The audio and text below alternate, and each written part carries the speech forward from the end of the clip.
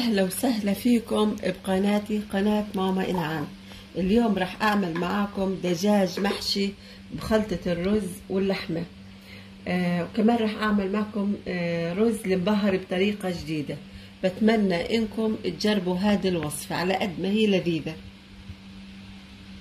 أضيف هلأ مقدار معلقتين كبار زيت نباتي. هلأ راح أضيف اللحمة.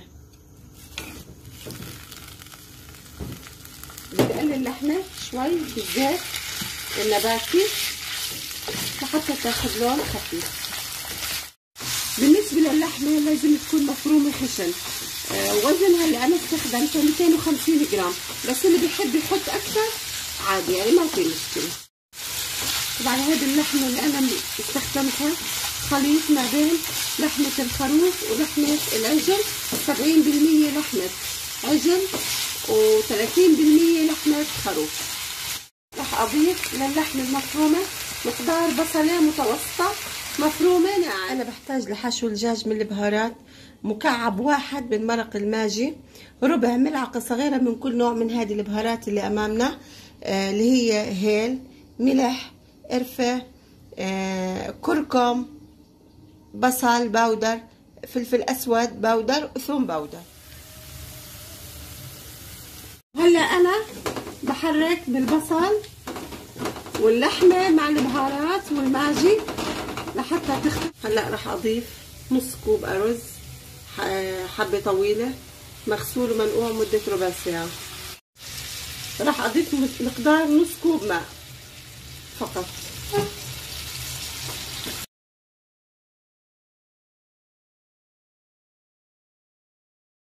وهي الحشوة أمامنا بعد ما استوت 3/4 الاستواء. وهلأ راح أحشي فيها الدجاجة.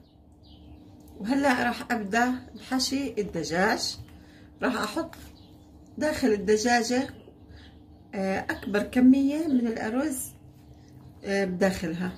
طبعا وهذا بيرجع حسب الرغبة، في ناس ما بيحبوا كمية الرز كثير. طبعا أنا هلأ بدي أغلق الدجاجة بعد ما حشيتها بالرز. بالنسبة لإغلاق الدجاجة من تحت حسب الرغبة، ممكن بخلة الأسنان وممكن بالإبرة والخيط مثل ما أنا بعمل. طبعا كل واحد مثل ما بحب، أنا بصراحة هيك بحب. هلا أنا بدي أعمل في الدجاجة ثقوب لحتى تسهل عملية طبخها وتستوي من كل مكان. وبعد هيك بدي أربطها. هلا انا عمالي بثبت باقدامها من تحت وبربط فيها.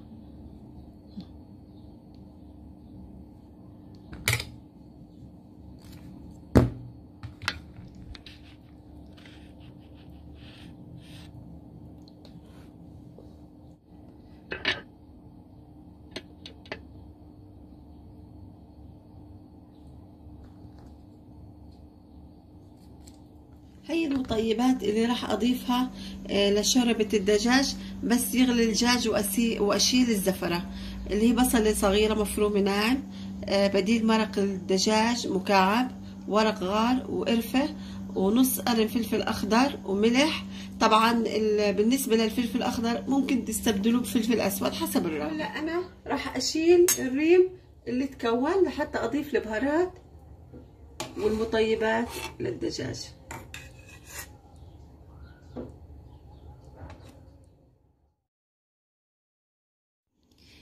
لدهن الدجاج عند الشوي ملعقة صغيرة سماق، ملعقة صغيرة صلصة، ملعقة صغيرة بابريكا حلوة أو حارة، وملعقة صغيرة بابريكا مدخنة، وملعقة كبيرة لبن، وملعقة كبيرة زيت زيتون أو زيت نباتي حسب الرغبة. هلأ أنا راح أخلط هذه المكونات مع بعضها لحتى أدهن فيها الدجاج إن شاء الله.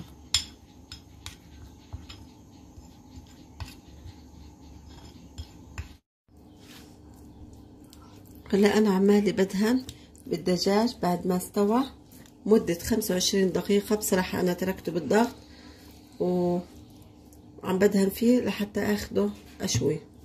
إن شاء الله بعد ما أشوي بنورجيكم التقديم.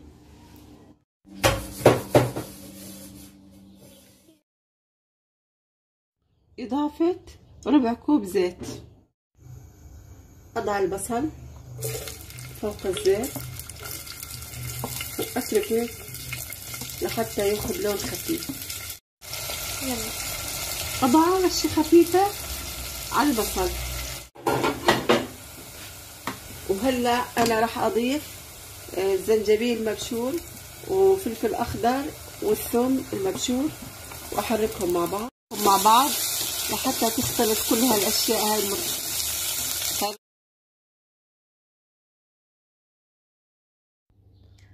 ملعقة صغيرة من كل نوع خولجان، هيل، كزبرة ناعمة، إبهار حلو، كم عود قرفة، ماجي، كم عود قرنفل. راح أضيف هلأ البهارات. بدي أحرك البهارات مع البصل مع الثوم مع الزنجبيل مع الفلفل. وهلأ راح أضيف الماء المغلي.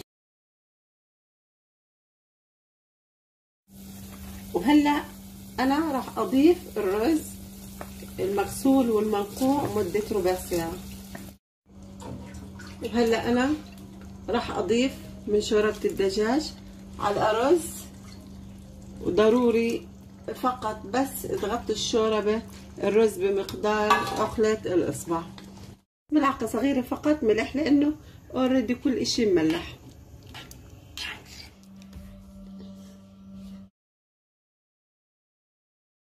شكل طبقنا بعد ما حمرنا الدجاج. راح أزينه أمامكم باللوز أو بأي نوع مكسرات انتو بتفضلوه، بالبقدونس.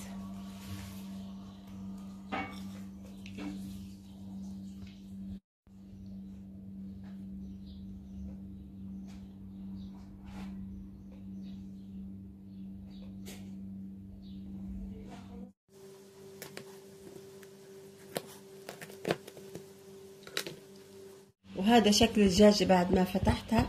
الرز بشهي طعمه جدا، حشوة الدجاج والرز المبهر، وبتمنى انكم تجربوا وصفة.